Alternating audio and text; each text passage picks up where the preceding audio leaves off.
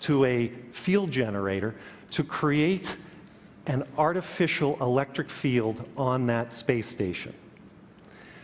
And when that cellular space station is within the electric field, it acts on those highly charged proteins and aligns them.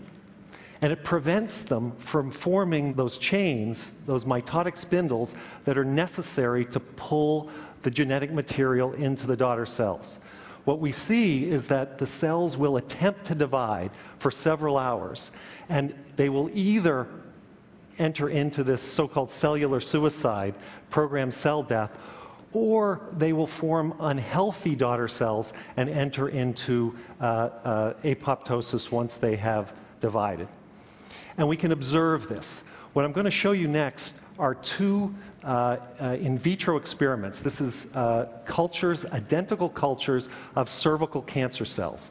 And we've stained these cultures with a green fluorescent dye so that we can look at these proteins that form these chains. The first clip shows a normal cell division without the tumor-treating fields. What we see are, first of all, a very active culture, a lot of divisions, and then very clear nuclei once the cells have separated. And we can see them dividing throughout. When we apply the fields, again, in the identical time scale to the identical culture, you're going to see something different. The cells round up for division, but they're very static in that position. We'll see two cells in the upper part of the screen attempting to divide. The one within the circle manages, but see how much of the protein is still throughout the nucleus, even in the dividing cell. The one up there can't divide at all. And then this bubbling, this membrane blebbing, is the hallmark of apoptosis in this cell. Formation of healthy mitotic spindles is necessary for division in all cell types. We've applied tumor-treating fields to over 20 different cancers in the lab, and we see this effect in all of them.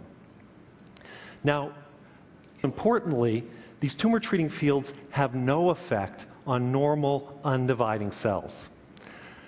10 years ago, Dr. Palti founded a company called Novocure to develop his discovery into a practical therapy for patients.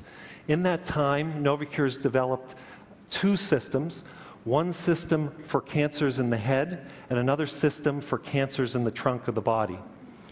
The first cancer that we have focused on is the deadly brain cancer, GBM. GBM affects about 10,000 people in the US each year. It's a death sentence.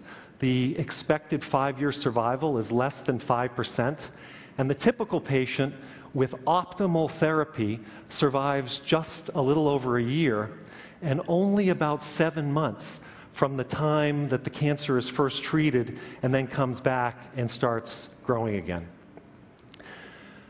Novocure conducted its first phase 3 randomized trial in patients with recurrent GBM. So these are patients who had received surgery, high-dose radiation to the head, and first-line chemotherapy, and then had failed, and their tumors had grown back.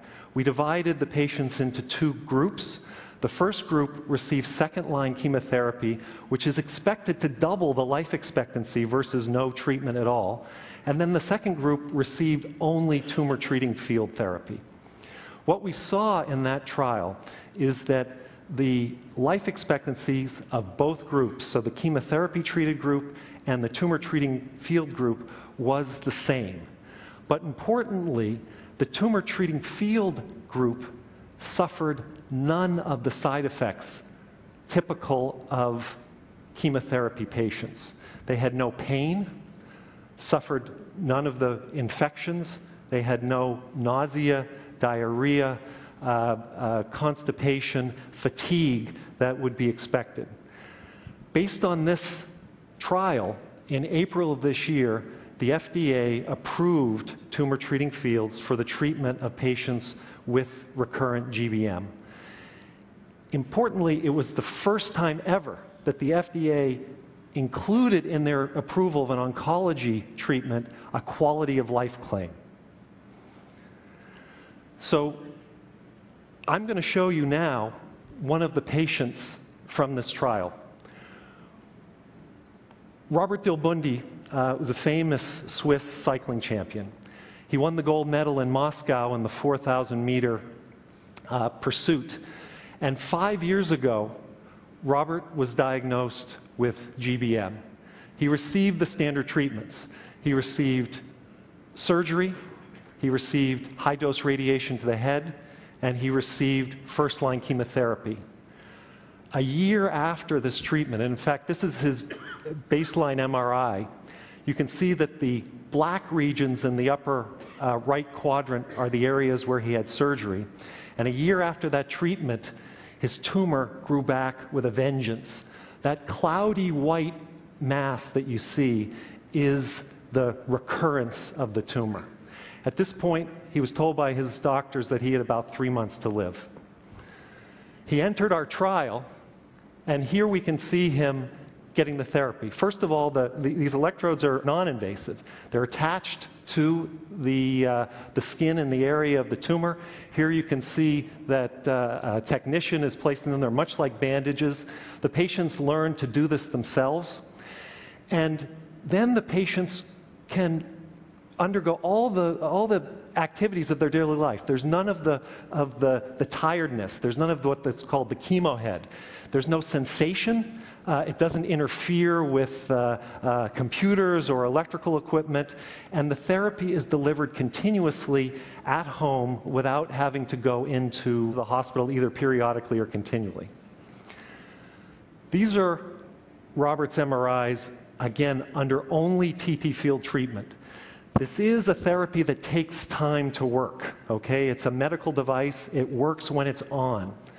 But what we can see is by month 6, the tumor has responded and it's begun to melt away. It's still there. By month 12, we can argue whether there's a little bit of material around the edges, but it's essentially completely gone. It's now 5 years since Robert's diagnosis, and he's alive, but importantly, he's healthy and he's at work. I'm going to let him, in this very short clip, describe his impressions of the therapy in his own words. Ma qualité de vie, je la qualifierais aujourd'hui d'une manière un peu différente de ce que les gens pensent. Je suis le plus heureux du monde, l'homme le plus heureux du monde, et je déguste tous les matins la vie. Je m'endors tous les soirs très très bien. Et je suis, comme je répète, le plus heureux des hommes au monde.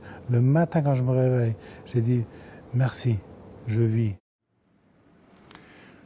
Novocure is also working on lung cancer as the second target.